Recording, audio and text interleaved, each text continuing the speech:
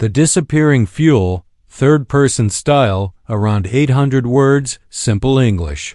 Jake was a human engineer traveling alone in a small cargo ship called the Iron Sparrow. He had made many long trips across space, moving supplies between colonies. His ship was old but strong. He trusted it. It had never failed him. But this time, something was wrong.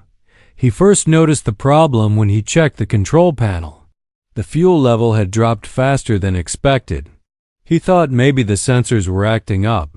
It happens sometimes. So he ran a full system scan. Everything showed normal. No leak warnings. No fuel line errors. No engine overuse. Still, every hour, the fuel dropped more than it should. Jake frowned. He opened the maintenance logs. He had refueled only 3 days ago. That should have lasted 2 more weeks. But now the tank was nearly 1/3 empty. Jake went down into the engine bay.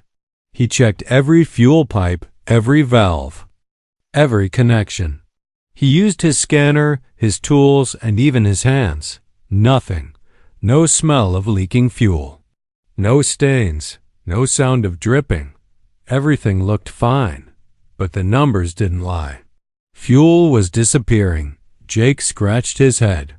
He had worked on ships since he was 16. He had seen broken engines, cracked fuel chambers, even power cores melting down. But he had never seen something like this. Fuel going missing with no trace. He decided to log everything. Time, levels, engine output. Maybe he could find a pattern. Maybe the ship used more fuel when certain systems were on. But even with basic power, the fuel kept dropping. Then he noticed something strange. Near one of the lower fuel lines, he found marks. Small smudges on the metal. They looked like fingerprints, but smaller. Not human-sized. Too small even for a child. He cleaned the area and waited. The next day, the marks came back. Jake felt a chill. He lived alone on the ship. There was no one else aboard. No passengers. No pets. Just him. He placed a small camera near the marked spot and went back to the cockpit. He didn't sleep much that night.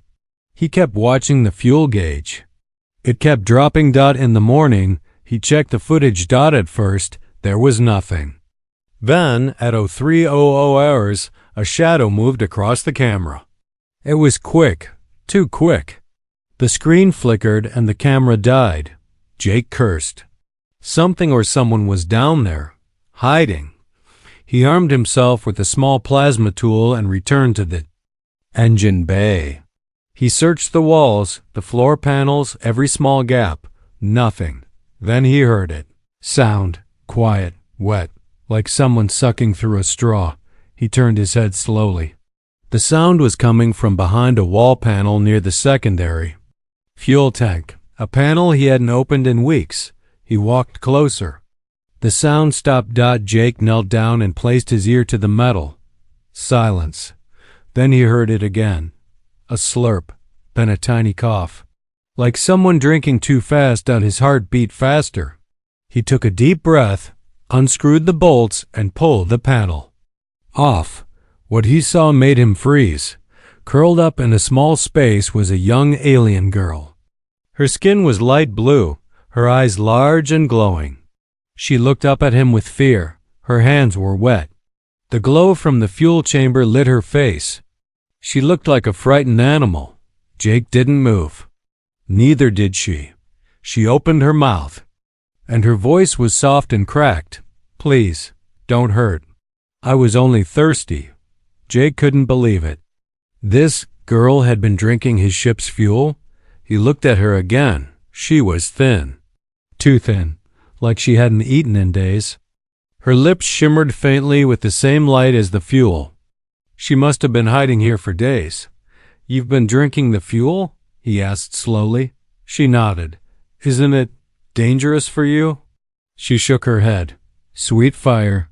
It gives me life. Jake sat back, stunned. His ship had no leak. His fuel wasn't disappearing. It was being consumed. by a living being. An alien girl. Alone. Hiding. Suddenly, Jake had more questions than answers. Who was she? How did she get on his ship? And why was she running? But the most important question burned in his mind like fire. What had he just gotten himself into? The fuel thief revealed. Jake didn't speak for a few moments.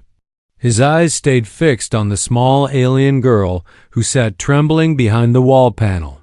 Her glowing eyes looked afraid, like she expected him to scream or throw her out of the ship. But Jake didn't do anything. He just stared, confused and shocked. He slowly set down the tool in his hand and asked gently, "What's your name?" The girl hesitated, then whispered, "Ela." Her voice was soft, barely more than a breath. She pulled her knees to her chest and lowered her head. Jake could tell she was ready to run if he moved too fast. So he stayed still. "Ela," he repeated. "How long have you been on my ship?" She lifted her head a little. 3 nights, maybe 4. I don't know. I hide when you sleep. Jake leaned back and took a deep breath. He had checked every room, every system, and somehow she had avoided him all this time. That explained the small marks. That explained the strange sounds. She had been sneaking around at night, drinking the ship's fuel. "You know that stuff isn't water, right?" Jake asked, trying to keep calm. Ela nodded. "Not water, but to me, it's life. I need it." Jake looked at the fuel pipe behind her. The small opening she had been using was still dripping slightly. That's how the fuel had disappeared bit by bit, night after night. "But it's toxic," Jake sighed. "It could kill you." "Not me," Ela said. "My kind, we can drink it. They made us this way." Jake felt a strange chill run down his back. "Made you?" Ela nodded again. She looked tired now. Her shoulders sank. "My people were taken, changed, forced to work in the fuel mines. We drink it, break it down, and turn it into clean power. They said we were useful, until we got too slow, then they threw us away." Jake was quiet. He had heard of dark things happening in the far colonies, beyond the reach of human law. But he never thought he'd see it so close. Never thought he'd find one of the victims hiding on his own ship. "Who did this to you?" he asked. Ela's eyes flicked toward the floor. "The scavenger syndicate. They take many, sell them, use them. I escaped when their ship stopped on Grelix 9. I saw your ship. I hid inside. I thought maybe you wouldn't find me." Jake sighed. "Well, I found you," Ela nodded. She looked like she was ready to accept whatever came next. "I don't want to go back," she whispered. "Please." Jake stared at her for a long time. She was just a child, really. Maybe 10 or 12 years old in human age. Thin arms, small voice, big frightened eyes. And yet she had survived, escaped her captors. Found a way to stay alive on his ship, barely. "I'm not throwing you out," Jake said at last. "But you can't keep drinking the fuel." "We won't." "Make it to the next station." Ela looked up. "I can help. I know things. I know how to reroute power, how to boost the engine. I lived in the mines. I learned everything." Jake didn't know if he believed her. But she spoke with the voice of someone who had been through too much. Someone who had no reason to lie anymore. "All right," he said. "You help me. But we keep things balanced. No more stealing fuel? Deal?" Ela gave a small smile. "Deal." Jake helped her out of the wall space and took her to the crew room. He gave her a blanket and a small protein bar. She ate it slowly, like she didn't want to waste a single crumb. Jake watched her with mixed feelings, anger at whoever hurt her, worry about what came next. But deep down, a part of him knew this wasn't the end of the problem. If Ela had escaped, then someone would be looking for her. And if they could track her, Jake might have just made some very dangerous enemies. Asterisk the hidden warning, the strange feeling didn't leave Jake after Hila's story. Even as she slept wrapped in a blanket, curled up on the crew room bench, he couldn't stop thinking. His ship had become something more than a cargo hauler overnight. It had become a shelter, a target. A silent alarm kept ringing inside his mind, even though nothing yet showed up on the scanners.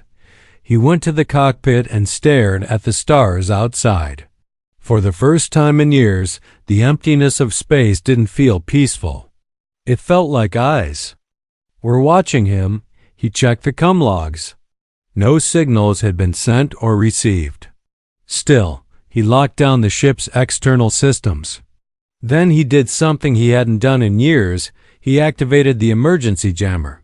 That would block outgoing signals, even those hidden in background energy waves. Just in case. A few hours later, Ayla woke up and joined him at the control panel.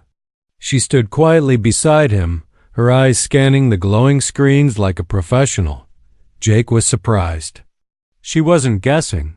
She understood the systems. "You were serious," he said. "You really know how these ships work." Ayla nodded. "They made us learn. The ones who couldn't were recycled." Jake didn't ask what that meant. He didn't want to know. "Can you track energy trails?" she asked suddenly. Jake blinked. "Energy trails?" "Yes. The scavenger ships leave a sharp pulse trail. Very thin, almost invisible. But if you widen the long-range scan window, you might see it." Jake adjusted the scanner. At first, nothing. But then a thin spike appeared. It was faint like a shadow in a mirror, but it was there. A ship had followed this same path less than 12 hours ago. "Yours?" he asked. Ayla looked down. "Theirs? I think they're looking for me." Jake clenched his jaw. That explained the tension he felt. They weren't just lucky raiders. They had tracking tech. Maybe scent-based. Maybe heat signatures. Maybe even linked to Ayla's body directly. "They won't stop," Ayla said. "If they find me, they'll take me back. Or kill me, so others don't try to run." Jake looked at the scanner again. The trail was growing clearer. The ship was getting closer. "We need a plan," he said. Ayla's voice became firmer. "I can help power your ship faster. My body can give energy directly, just for short time. Long use is dangerous, but enough to outrun them." Jake turned to her. "You mean like a living battery?" She nodded. "Yes, like that. But not just power. I can boost the ship's core heat, make it invisible to their trail seekers for a while." Jake wasn't sure what to say. He didn't want to treat her like a tool. She was a child. But this child had survived horrors, learned impossible things, and now wanted to help. He checked the scanner again. The unknown ship was still outside full sensor range, but approaching fast. "If we don't do something," he said, "they'll catch us in 2 hours." Ella moved to the engine panel. "Let me show you what I can do." Jake hesitated, then nodded. As she touched the power junction, a soft glow ran from her fingertips through the circuits. The ship's hum deepened. Lights flickered. The control panel showed a sudden spike in energy levels, double the normal output. Jake stared. "That's not possible." "It is now," Ayla said. Jake quickly entered new coordinates. They wouldn't go to the usual docking station anymore. They'd head for a neutral spaceport, one with no central law and no questions asked. But it was far. They needed speed. He hit the thrusters. The ship roared forward, and just as they vanished into deep space, the warning alarm sounded. A new signal had locked onto them. The scavengers had found them. Now, the chase had truly begun. The first attack. Jake had outrun many things in his life: solar storms, pirate patrols, and even one near collision with an asteroid field. But he had never been hunted like this. Not by something that felt so personal. The enemy ship was smaller, but faster. A sharp vessel built like a blade, with red lights glowing along its dark hull. It didn't send warnings.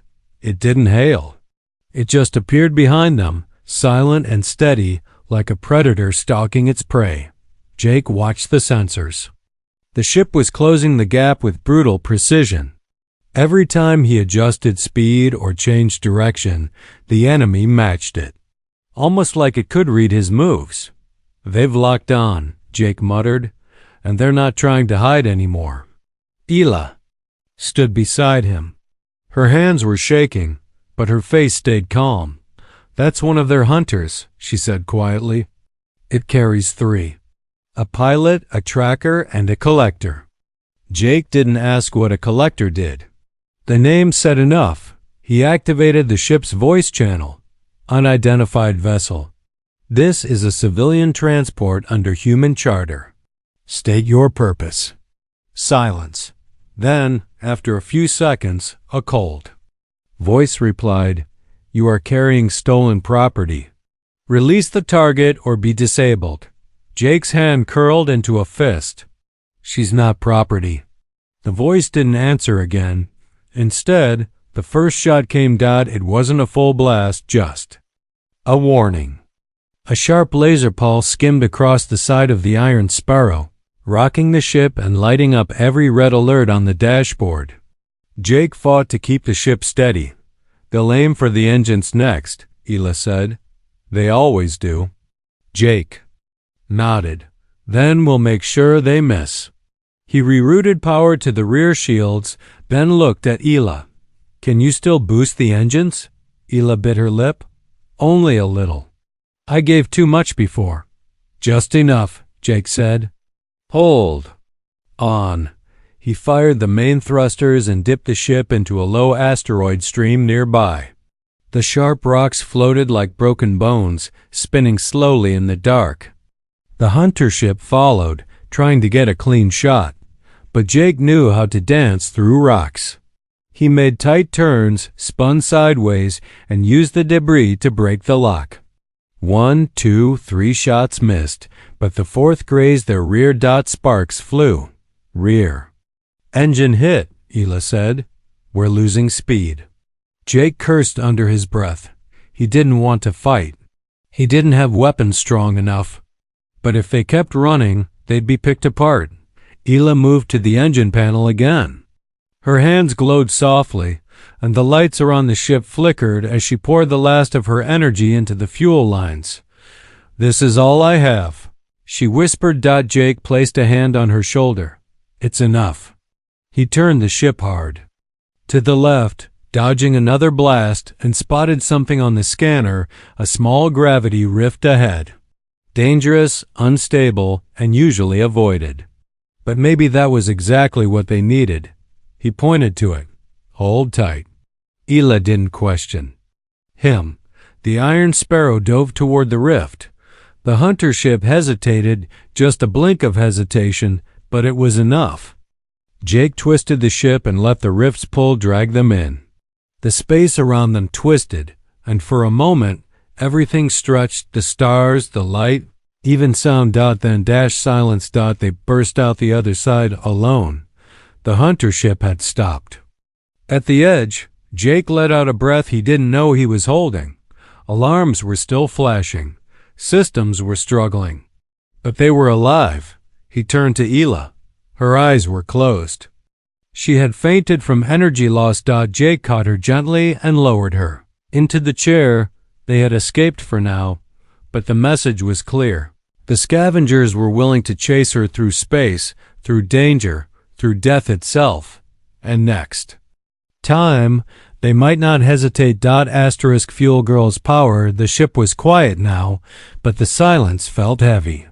Jake sat beside Ela as she slept, her small form wrapped in a blanket, her breathing weak but steady. He had never seen someone give so much of themselves just to survive, and to help someone else. She had nearly burned herself out to save him. Jake checked the engine core. The boost she gave was still active, pulsing softly with a strange new rhythm, one he didn't recognize from any fuel type in the galaxy.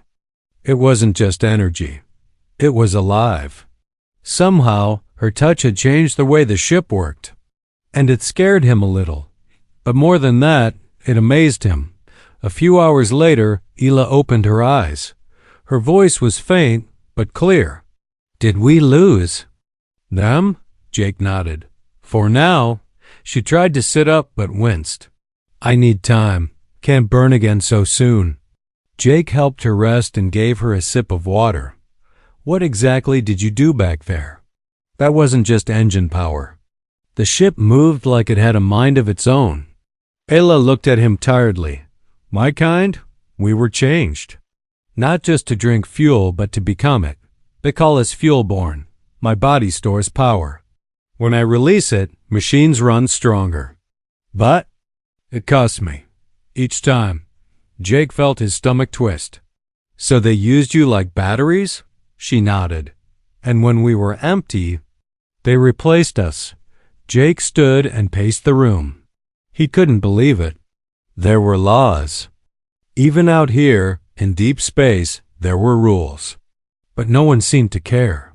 Not when it was about small, helpless alien kids being turned into tools. And worst of all, he hadn't known. He had flown through dozens of ports, hundreds of sectors, and no one had ever spoken of this. "Why haven't we heard about this?" he asked. Hila shrugged. "Because no one listens. The scavengers pay well.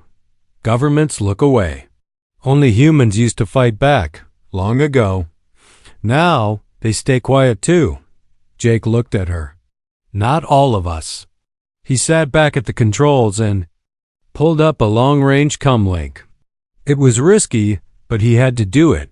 He sent out a signal on an old human frequency one used only by outer colony resistance networks. A few moments later, he received a ping. Someone had heard him. He sent a short message, "Fuel-born child aboard. Scavengers hunting. Need sanctuary. Will fight." Then he shut the system down. They couldn't risk being tracked again. Hila watched. "Him, you really want to fight?" Jake didn't blink. "If they're willing to harm kids and call it trade, then yes, I'll fight." She smiled softly. "Then you'll need more than just me." Jake frowned. "What do you mean?" She pointed to the engine core. "My energy is still there. You can build with it. Change the ship. Make it something stronger. If you trust me, I can help you do it." Jake hesitated.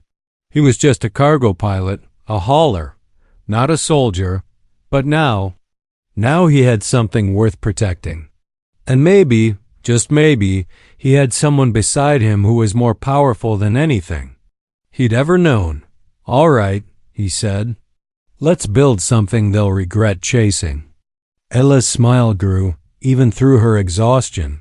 And far behind them, somewhere in the black distance, another scavenger ship received the trace. The hunt wasn't over. It was only getting started. Human strikes back for the first time in years. Jake didn't feel like just a man flying a cargo ship. He felt like he was part of something bigger. Something angry. Something ready to push back. The message he sent across the old human resistance frequency hadn't gone into a void. It had been seen. And now, messages were coming back short, coded replies from ships that flew under no flag. Captains who didn't bow to corporations or syndicates. They had one thing in common.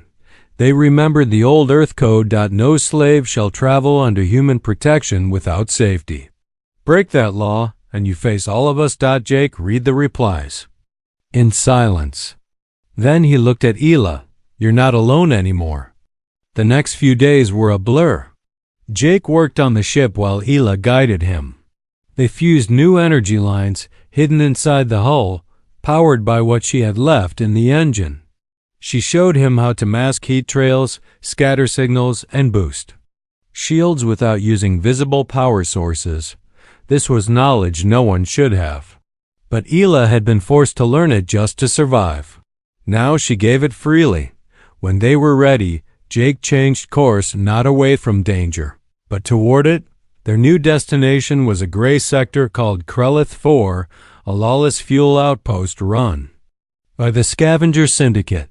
It was a place no sane pilot entered without fear, but Jake was done running. And he knew something the syndicate didn't. Humans were watching again. As they approached the sector, the ship's scanner lit up. 4 vessels in orbit. All scavenger class. Hila stared at them with quiet dread. They keep others like me there, she said. They break them slowly. Some forget their names. Jake's jaw tightened. Then we remind them. He sent out one more signal this time, not to ask for help, but to alert others that the fire had been lit. It was a simple code. Iron Sparrow entering Krelith 4. Bringing light. Let the shadows run. 10 minutes later, unknown ships began to appear on long-range sensors. Not military, not corporate, but armed and silent. Jake opened a private channel to the surface tower. This is a human vessel. You're holding illegal prisoners. I demand you release them. The response came fast. Laughter, mocking voices. Or what? You'll throw boxes at us, cargo boy? Jake smiled. No, he said. She will. At that moment, Ella pressed her hand against the power node. The ship pulsed. A blast of energy exploded from the Sparrow, not a weapon, but a wave of light and sound. It scrambled scavenger signals, fried their cameras, and lit the dark sky.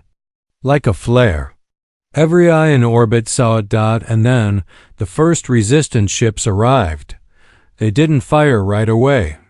They surrounded. One voice echoed through the system, human, clear and firm. Return the fuel-borne, or your station becomes dust. The syndicate didn't laugh this time. They scrambled. They panicked. And for the first time, they ran below. In a dark cell, dozens of wide-eyed alien children looked up as power flickered. Locks opened and the doors slid apart. The light had come, and it started with one human who didn't look away. Asterisk. Freedom burned bright. The battle never came. The Scavenger Syndicate, known across the outer systems for cruelty and fear, did not fight. Not when the Iron Sparrow hovered above them. Not when the old human ships appeared like ghosts from history, silent but heavy with purpose. Not when the fuel-borne children were lifted from their cells, blinking into the light for the first time in years.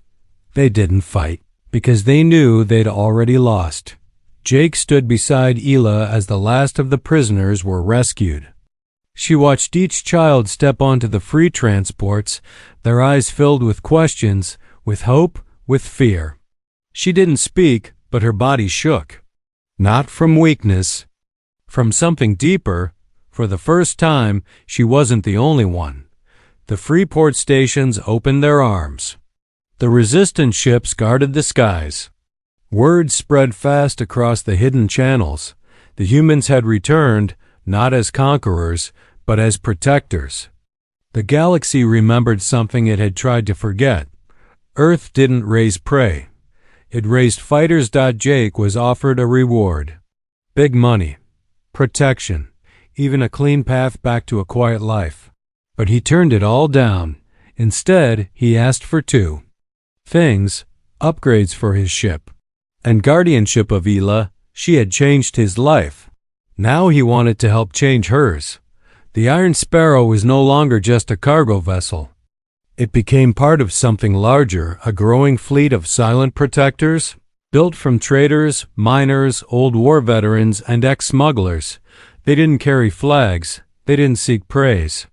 They carried light into the places no one else dared to look. And Jake, he trained. He learned to fly sharper, faster, to fight if he had to. But he also learned to listen to voices like Hila's, who had once been ignored by the whole universe. Hila, now healthy and stronger, became more than a survivor. She became a guide for others like her. She helped build safe spaces on hidden moons. She decoded syndicate systems. She taught humans things they never imagined. But most of all, she reminded them why they fought.